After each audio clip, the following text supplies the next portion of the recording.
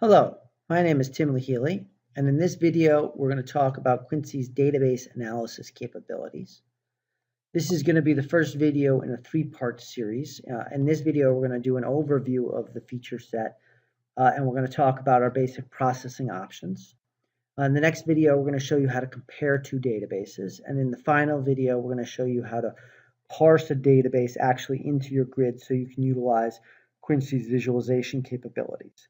When we say database analysis in Quincy, what we mean is going beyond the basic capability of just being able to index a database and search it, and really allow you to interact with the database in a way that allows you to run queries against it, to click around in the tables, to see the contents, to understand the structure, and to really make meaning of it. Quincy supports this capability for the 6 types of databases listed here, and we'll be adding more based, of course, on customer requests. But it really is pretty powerful capability. It allows you to, with just a few clicks, take files that are otherwise entirely meaningless and really make sense of them. So let's get into Quincy and let me show you how to do that. So we're going to open up the product and we're going to go into a case we have set up specifically for this. This case holds a bunch of different databases. I think there are 3 or 4 different types and a number of different actual databases.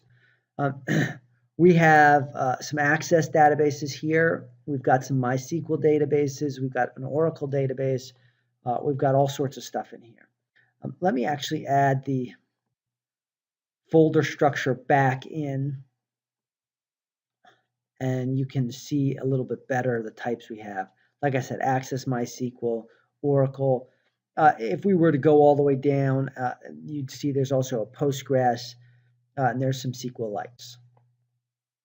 So let me open up the viewer and show you the root of the problem that we're sort of talking about. If we were to click on this database file, this is an Access database. It's a single file database, meaning the whole database is right here. And if we click on it, we're not going to get anything. If we click to the database tab, you can see there's nothing here. If we let it render long enough in the PDF, we might get some gobbledygook. If we were to click in a file like this, this is a text file. It's part of an Oracle database. We'll get something, particularly if we go to the text. I don't want to wait for it to render. But it's not meaningful information. It's not something that really gives us a sense of what was in the Oracle database. So let me show you a database that has already been processed, and then I'll show you how to process it. This is the goal. This is what we're trying to get to. So I'm going to go ahead and click on the mock data. And I'm going to go to the query section. And you can see now it's got a table there, whereas the test data had nothing. And if we click on mock data, we see the contents of that table. And we can see that the nature of the structure. We can see all the data in it: first name, last name, email, gender. I don't know what this is about, but in any event, you can see the data clear as you want, and you could start running commands if you wanted to. If you knew SQL, you could make even better sense of this. And if there was more than one table, you'd see them all here. So this is the goal. This is where we're trying to get. And let me show you how you do that. So we're going to click on this one. You can see, again, we're not there now. And let's go ahead and check it, and we'll process it. So make sure the right row is selected. Make sure the right row is checked.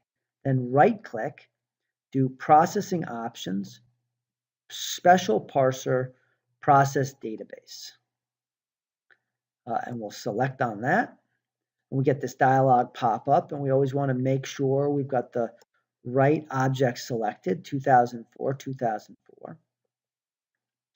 We're processing by ID. The 2 options here are by ID or by filter path. We'll do by filter path in a moment, but for right now, this is a single file database. And so by ID is what we want to choose. Let's go ahead and select the type, which is a MS Access database. We'll give it a name. It's test_data. And let's go ahead and just run it. That's simple. It's a normal job, so it will show up in the jobs table. Let's go ahead and look at that. And you can see it's job 9308. Final database demo select, show all jobs. This is the job we were talking about. You can see 9,308, and it's complete. This is probably as far in terms of job analysis as you'll ever need to go, but let me show you a little bit more about what's going on in the background. I'm going to go into my case folder. I'm going into the case folder for the final DB demo. I've already got that. I'm already in there, but let's pretend we weren't. Let's pretend we were right up here at the case level.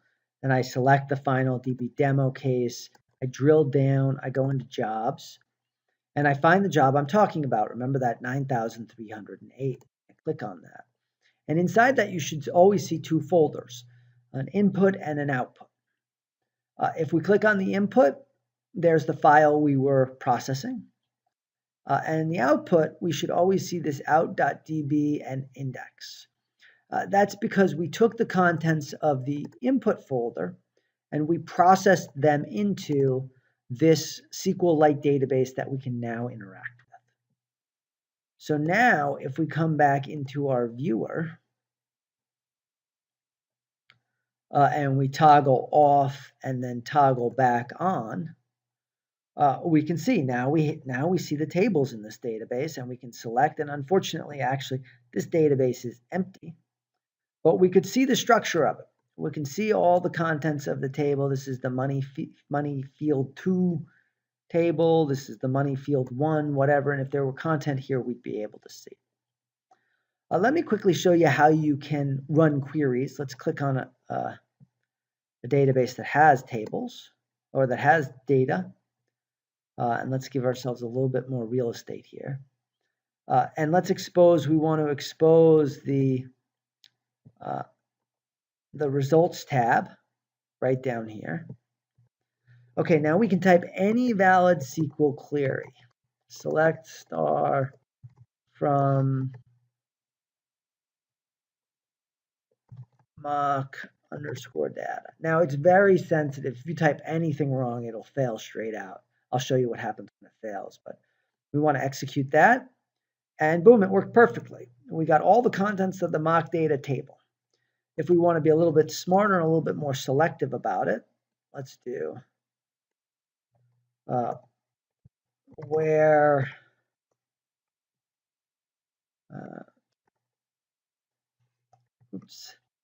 last underscore name equals troop. And go ahead and execute that. Oh, did I do something wrong? Let's see. Where last name equals troop. Maybe there's a space there. Let's try a different one.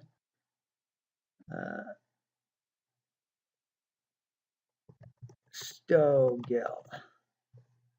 Let's execute that. All right, it's not working. So let's see if we got a syntax error or something.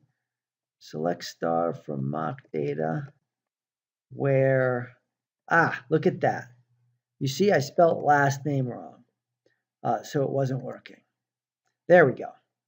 But it is that sensitive. Unfortunately, if you spell anything in the quotes wrong, it doesn't really give you an error. It just doesn't give you any results, which for what it's worth is the proper response. If you set the query up wrong, though, you will get a little bit more detail. And it'll tell you sort of syntax logic near last name. It didn't tell you exactly what the problem was, but at least you know where to look. And you can go ahead and fix it and then run that query. So that's how it works. That's what I wanted to show you in terms of processing databases and running SQLite commands. Actually, let me show you one more thing. I want to show you processing via folder path instead of object ID. Now, I've already processed this folder. I did it earlier. So instead of clicking on a database file, I'm actually going to click on the folder file. And you can see stuff will come up. If I click on any of these subfolders, nothing. Let me show you why that is. Because when we process a multi-file database like SQL, like MySQL, like Oracle, there are so many files, we don't want to actually have to check them all and do it by ID. We want to be able to do it by path. So if I click on the Oracle database here and we come here, you can see this hasn't been processed. So let's go ahead and process that. Let me close this so we have a little bit more real estate there. We want to click on the upper level folder. That's why the folders really should be exposed. Go to process, go to special parsers, process database. Make sure the right ID is selected, or actually not ID, right? Object, the right object, the one that has the path that you want. You see all the contents of the Oracle database are underneath this path. So I want to make sure I select that right one. Then I select my Oracle, my database type, and I type Oracle. And that's it. And I go ahead and run that. And then I give it the proper time it needs. Now, the Oracle database I have here is by far the largest of all the databases I have in this case. So I'm actually going to pause the video and resume it when it's done. But I will. I'll show you how we can interact with it once it's fully processed. Okay, so as you can see, our processing job finished. So let's come in here and see what happened. Again, toggle off of it. We'll toggle onto this database. There we go, and toggle onto our Oracle database now. And you can see lots of tables, and we can click around and see what's in them. Some of them will have nothing in them, obviously, as you'd expect of any database. Oh, this one, it looks like almost all of them have nothing, except for that first one. But nonetheless, you can see the structure of all of them. You can see how the data was divided between the various data sets and how they were building their database. And obviously, you can now run queries against them. Queries can be advanced too. Any usable SQL-like query will work. You can do joins. You can do whatever it is you want to do. So that was it. That's what I wanted to show you. I hope that was helpful. I know it's a reasonably complex topic, so if you have any questions, feel free to post to the message board. Thank you very much.